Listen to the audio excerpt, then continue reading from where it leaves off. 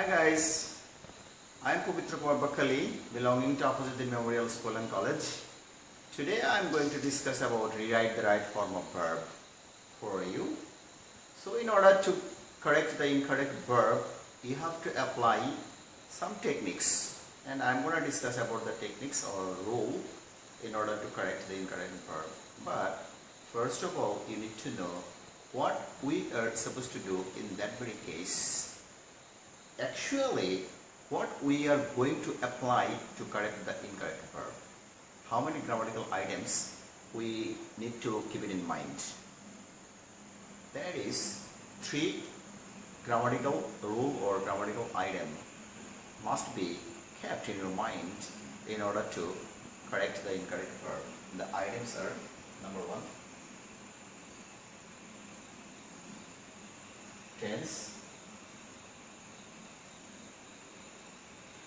number 2, passive voice; number 3, in rare case, participle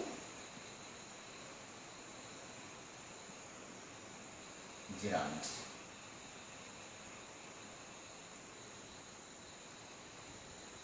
It is not frequently used in the rewrite the right form of verb, but sometimes you may be asked for. In that very case, you have to use participle or gerund in place of the incorrect verb. But tense is a must, passive voice is a must. First of all, I am going to discuss about tense and then passive voice, right? Okay. Rule 1. If the passage is something contemporary happenings, paragraph or essay, definitely the total passage will run in the present indefinite form. So in that very case, you have to know how to use present indefinite tense or where to use present indefinite tense. Suppose I'm going to give you an example like this. Patriotism is a great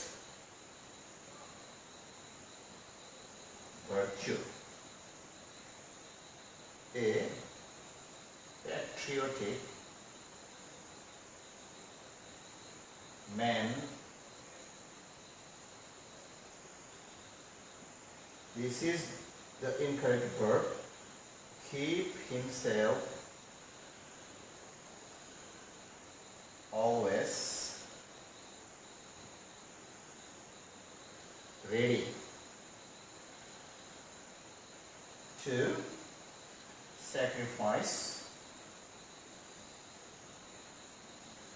his life. Here the passage is running in the present form. It is actually discussing something contemporary happenings or something universal. Patriotism is great virtue. It was great virtue, it is great virtue, and it will remain great virtue for human life. So a patriotic man keep himself always ready to sacrifice his life. Subject is third person singular number. So the correct form of the verb will be keeps, because we know very well if the subject is third person singular number, in that case after the verb we have to add s or es in order to correct the incorrect verb. That's it. Other than if the sentence is something universal truth or fact, then you have to use present indefinite tense in order to correct the incorrect verb. I'm going to give you an example. Suppose the speaker is talking about something universal truth like the sun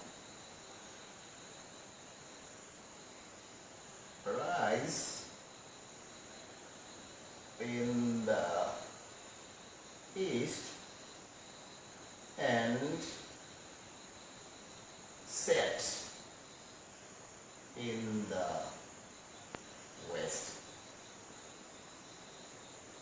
Definitely the sun rise in the east. That means rise is not correct here because the sun is third person singular number and it is a universal truth. So you have to add s or es after the main verb.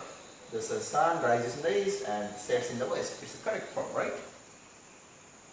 So rule 1 is gone. And then let me discuss about the second technique or second rule. Rule 2. If you find any sentence using generally, normally, now, or daily, everyday, such kind of words, then take decision. This sentence will be in the present indefinite tense. Suppose usually the smart guy doesn't put anything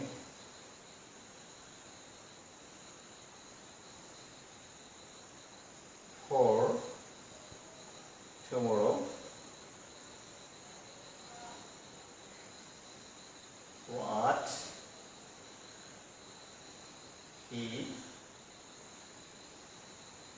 can do today.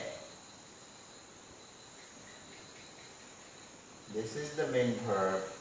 I have already written in the correct form, but the incorrect form may be not put. The incorrect form, not put. Then what you are supposed to do? See, usually, generally, normally, daily, everyday, now, something like that. The sentence will be in the present form. So usually the smart guy not put anything for tomorrow, what he can do today. That means not put. It is not correct. The correct will be does not put, because the subject is third person singular number. It is not correct. So in that very case, not is given, not is already given there in your sentence, and you need to bring another auxiliary verb in order to correct the incorrect verb. Right? So this is the second rule. Usually, normally, generally, something like that. Rule 3. I'm going to show, right, like very, very basic things so that you can approach in the smart way. Rule 3. If you find the use of just now,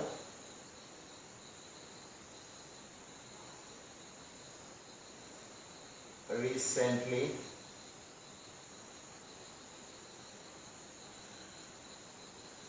lately, or something like that. It's an indication, because you are smart. Try to find out some clue in your sentence so that you can easily correct the incorrect verb. If you find the use of just now, recently, lately, or ever, yet, something like that, then make sure the sentence will be in the present perfect tense. Let me give an example.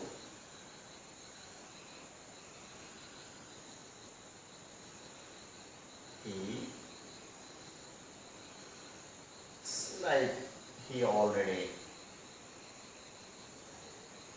Incorrect verb is take a decision. See the indication? Already. I'm not reading. Okay, already. Sorry. He already take a decision. So already is here.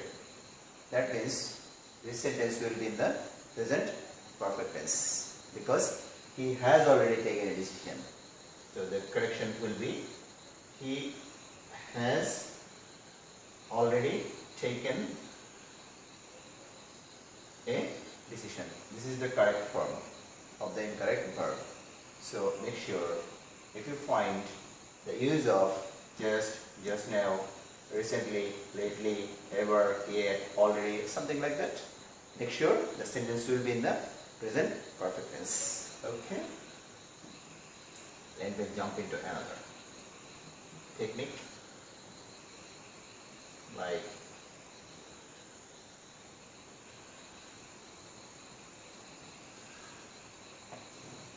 row 4. If you find any indication in your passage or in your sentence, particular sentence, the use of past date, day or year or month or something like that, or somebody died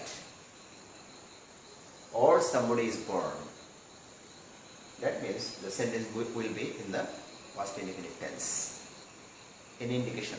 So think about the indication in your particular sentence or passage and make sure what you are supposed to do. Suppose Nazru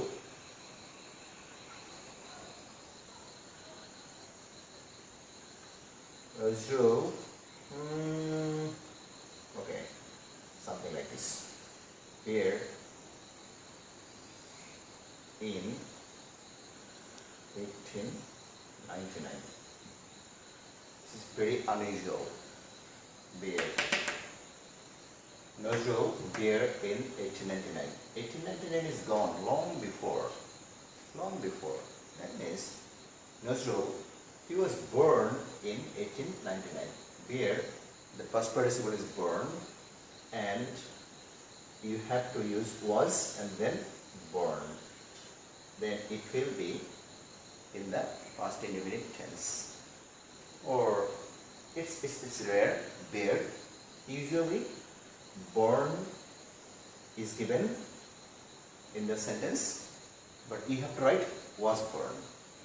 Then it will be correct. Because born cannot use by itself. So it needs another auxiliary verb with it. Then it will be correct. Right? So if you find any indication regarding day, date, month, year, something like that, it is past, then the sentence will be in the past indefinite tense or past perfect tense. Okay. Rule 4.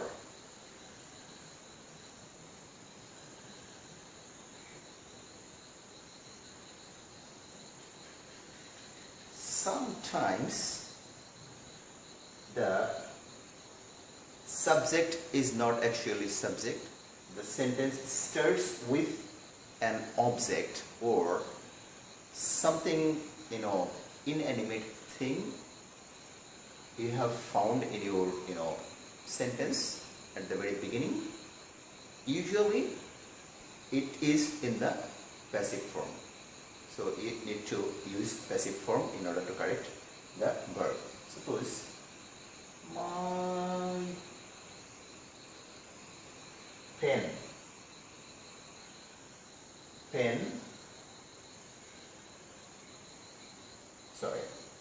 my pen loose.